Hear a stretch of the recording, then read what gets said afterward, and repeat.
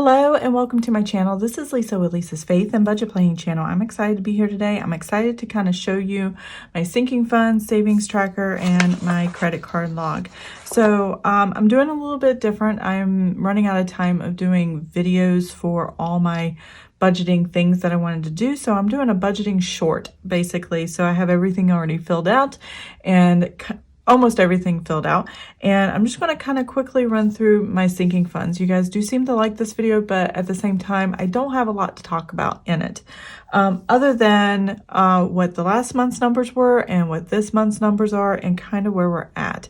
So what I'm going to do here is just show you what the sinking funds and savings tracker looks like and what it looks like for the month. And then if anything changes at the end of the month, then I'll do a quick video showing the difference between the two. My sinking funds are pretty much settled for the month. I only had two things come out, and I'm going to go ahead and quickly zoom you guys in, and we're going to check out what my sinking funds looks like and savings tracker. So I'll be right back. Okay, here we go. So here are my sinking funds. Now, if you're new to budgeting and new to sinking funds, basically sinking funds can be done probably several different ways. But the most popular ways are either having one checking account, especially if you're going to put money in and take money out and spend out of it frequently. A lot of people who have young children who have to buy clothes and diapers and are frequently spending money out of it use a specific designated checking account for these spending categories or sinking funds that they build up over a period of time, and it's usually a short period of time. Sinking funds are usually short period, not long-term savings or long-term spending. So for me, they're annual expenses, so I don't have a lot going in and out, which is why I'm kind of changing up the way I do the videos. But sinking funds, you can put a little bit every month away for several categories or just a couple categories. My category started out with just a small amount, and now it has grown to all of these. And I keep adding and taking away as necessary. So it's a very fluid, moving account, but this is actually a savings account I use because I don't get into it too often and I put money into it every month to cover these expenses. The amount I typically spend out of them is not higher than what I actually put in every month. So when it comes to making a sinking funds deposit, usually I subtract out what I owe, and that repays me for what I have spent in my checking account, and I don't have to transfer the funds out of the savings into the checking. It's already there because I'm not transferring all the money into the sinking funds. And what is in the sinking funds, I just reduce it and it reallocates to all the other funds. Another way to do sinking funds is a cash envelope. I do have some around here somewhere. Oh, here, there. And you can print designs and laminate your own. You can buy a bunch on Etsy. I'm using this for a YouTube savings challenge I'm doing on my channel, $1 for every like in the month of February, $2 for every comment, and then $5 for every new subscriber. So if you fall in any of those categories, especially the like and the comments, go ahead and do those for free in my channel, and that will help my channel grow. And if you are not subscribed, go ahead and subscribe to the channel, and you will see where I save $5 at the end of the month. So I have these are my March cash envelopes. You can name them whatever you want. And these I use for my spending categories out of my checking account. And I'm going to do something new in the month of March, but these are them.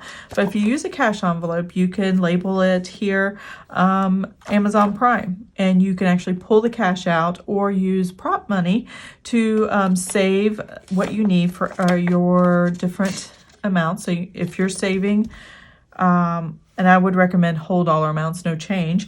But if you're saving $5 a month or $10 a month on Amazon Prime, so you can make the one-time payment a year, and just know Amazon Prime went up to $139 if you already have it after March or April. I can't remember the date, but at some point this year it jumped up to $139. It went up $20. So I used to do $10 a month. Now I have to do a little bit more. You can do the $10 in here, and when it's time to come closer to pay it, you just put the cash back in your checking account and pay the bill. So a lot of people like to do that. It keeps them in control of their money instead of their money controlling them. Here we go. So my ending balances, or my beginning balances, are actually my January, and this is my January budget sheet. My ending balances of the previous month. So as you can see here, $51 for Amazon, $51 for Amazon, and all the way down the line, I just transfer those numbers over. So I had the same starting balances here for February, and then I made some decisions. When I heard the price hike of Amazon Prime, I'm like, I don't want to adjust that and try to figure out how much I need by September when it's due. I'm just going to fully fund it because right now we're getting a little bit of overtime money. Well, actually a lot of overtime money for the month of February, and I have the money now, so I'm going to go ahead and fully fund it, and I am fully funded for $139 when they decide to pull that out in September. So I don't have to fund this anymore, and going forward, you're going to see every month that's going to be zero. I did have my Orkin spray and termite check on, I can't remember what day, last week sometime, and that was $95.92, and I had this amount $296.08. I add $57. I subtracted out this amount, and I still have $257.16. The reason this is high is my annual contract for termite for my home is $299. So and that's due in like May. So when that comes due, this will be fully funded, and I still have extra to pay this quarterly. So I just take those quarterly numbers and total this number times 4, and then plus $299 and divide it by 12, and that I think I come up with $57, or around about $57. So that's where that number comes from. Everything else stayed the same if you've seen my past videos. My P.O. Box did go up $11. I was like, oh my gosh, that's so much. And if you look at my description box, I keep a P.O. Box address in there if you want to send like Happy Mail or Snail Mail, whatever you want to do. Some people contribute to the channel. Some people just send notes and thank yous and stuff like that. So that is always in there if you want to do that. And also I use it for my Etsy shop. So I have an address I can put publicly, and it's not my actual house, and then people can't come to my door and go, hey, I found your address. So I went ahead and added $31 this month, and actually I'm going to go ahead and put some sticky notes here to remind me. Again, Amazon is 0 until September, and then in September I'm going to put $11.60 a month to give us that right around $139. And then I'm going to put this sticky note here for the P.O. Box.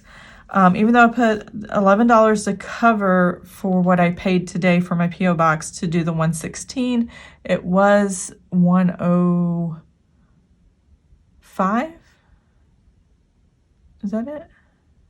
$102 is what it was. I don't know, there was an $11 difference. I think I had some cash left over from the previous time. Irregardless, I needed to pay $116 this time, and there was an $11 difference, so I added that to $20. But going forward in March, I just need to put $20 away, and every 6 months I pay the difference, pay the P.O. Box. And then I have all of these, so none of these change. Some of these are already fully funded. Some of these are still building up, and these are the new balances on this side of the transaction. So when I paid the P.O. Box, because February is the month that, is that right? I'm wondering if that should say 20. Let's grab the calculator and find out now that I think about it. Was not prepared. All right. So I thought this would be a quicker video, but now that I think about it, I'm not so sure. I have $85 plus the $31 minus the $116. No, it is 0. So I zeroed it out. And then starting March, it will be $20. So, okay. Yeah. I didn't know if I needed to keep $20 this month in there or not. I don't know. It's 0 and we're moving forward. That's fine. And so I have all this in my sinking funds, and these are the balances. So when I go to, and I haven't transferred these amounts yet. I total this amount here, not the sticky notes, but what's underneath them. The dividends are already put in every month by the bank. I just add it here to keep the numbers balanced. So I take this amount minus the 75 cents that the bank put in. That is not my amount to put in. So that's 504.26 minus the 75 cents. Oops, did not mean to do that. That gives me 503.51. And I'm going to take these two totals up here, the 116 that I paid and the 95.92 that I paid during this time period of this month. And I'm going to reimburse my checking account by subtracting the $211.92. And that gives me $291.59. So when I go and do my budget for Paycheck 3, where I actually transfer the funds to actually balance out this sinking funds account, I will only be transferring this amount, meaning that these two amounts will actually stay in checking. I won't be transferring all 400 and then transferring back what I need from this. I only transfer what I need to fund the rest of this, and it stays in check. So, and then this amount is what we have left in the check, in the savings account going forward, $4,073.87. I do have things in here that are like revolving, like cell phone tech. I only go into that when I need it. I put my son's senior year money when I need to buy cap and gown pictures or senior photos, and cap and gown itself, and all the fun things that you buy during your senior year, class ring, stuff like this. That's what I have left. And I can just reduce it from here because it's sporadic when I actually spend it. I actually haven't spent since October, November. So, but we're getting into second semester and close to the end of the school year, going into the next few months, and he will be graduating. So yeah, so this sinking funds can be used so many different ways, and it is very simple. You just do what works best for you and makes sense to you, and just start small. Do 1 or 2 sinking funds just to get into the rhythm of how they work, and then make your decisions from there, what's best for you. I do know people that have actually done sinking funds and have one account. It's like a spending account, and they had 63 sinking funds. I'm like, oh my goodness. I did a budget sheet for them, and I titled 63 different sinking funds. I have too many sheets here. So here we go. Here I have, and I'm filming this on February 8th, and I'll probably post this later, but I have my savings tracker. I've transferred these funds here, February 1st, February 4th, where I am paying myself first, putting into savings for my 2023 Roth IRA. I wanted to fully fund up front my 2022 Roth IRA, and later this month we are getting together with our New York Life representative, who is a dear friend of ours as well. I know we shouldn't mix friends and stuff with things like that, but I am confident in this person. And you know, we met through the Navy. We're a Navy retired family. They're out of the Navy. This is their job, and we know them well enough to know we can trust this. So that's what we're doing. And it's very hard for my husband to trust for investments. So this was a good way to get that introduction for my husband to help me and him invest more for retirement. So this is my personal Roth IRA, and I'm fully funding it for this year, and I'm going to have enough money saved for next year, fully funded. And it's for each paycheck, this 158, and then this is just for this year where I took overtime money and saved it. We're fully funded in our 3-month savings. I did have to take $500 out of my husband's travel expense because he is coming home on Valentine's Day. I'm super excited about that. This probably will go up after that. And so, yeah, he'll be home, and this will be fully funded next month. And I may add to it, and I'll show you next month. my husband got a random check for $10. He said, just put in savings till I get back. I'm like, okay. I mean, I could keep it and you'll never know, but okay. And then anytime we get dividends for the account, I just account for it here, and that's where we're at. So it's really exciting. I'm very excited about all this.